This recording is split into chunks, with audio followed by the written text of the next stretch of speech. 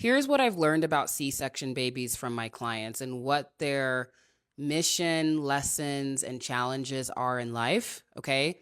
Before we get into that, let's talk a bit more about that journey, right? From womb through cervix, through vagina, into the material world, right? The womb represents the spiritual space. It represents the water space, the emotional space. And it's a time when that baby is one and fully connected and in union with the divine mother, with its own mother, with essence, right? The cervix and the vaginal canal represents the transition, represents the pathway, represents the change from one world to another world, from one identity to another identity, moving from the water world to the air world, right? Also, what's happening when a baby is getting ready is it's descending, right? It's descending from the womb through the canal down into the world, right? So what's also happening is that baby is deciding at divine timing when it is right to take action, to initiate, and to start its journey down the birth canal. So what I generally see with my clients who have come through C-section is they struggle with change. They struggle with transitions. They struggle with leaving an old identity behind and moving into a new one. Where I generally see this is, say they are working at a job or they own a business. They feel that they've outgrown the job. They feel like they've outgrown the business, but they're too afraid to leave that old world, that old identity for the new one. Okay. What I've also seen when it comes to divine timing is they really do not trust divine timing. They do not trust their own ability to make decisions on when to start or initiate a change or a transition.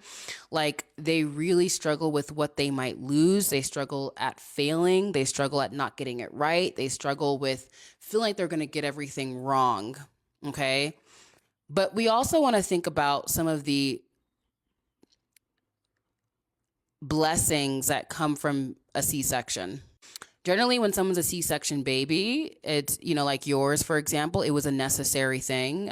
Sometimes it's a case of life or death for both the mother and the child, right? So it can be life-saving care for both people involved.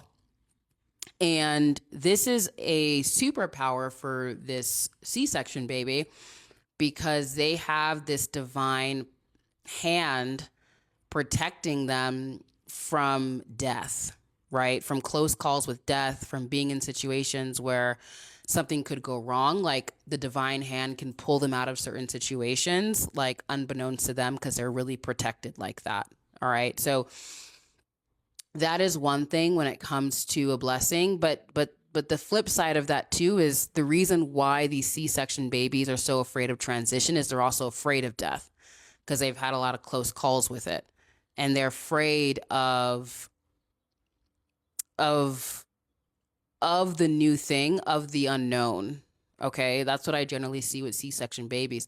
So it's really important that if you are a C-section child, adult now, that you are reflecting on your relationship with change, on your relationship with transitions, on your relationship with starting new projects and healing those stories, because that is going to help you catapult yourself and quantum leap into a higher identity, into meeting your full self who has now faced that fear, right? That is one of the big things.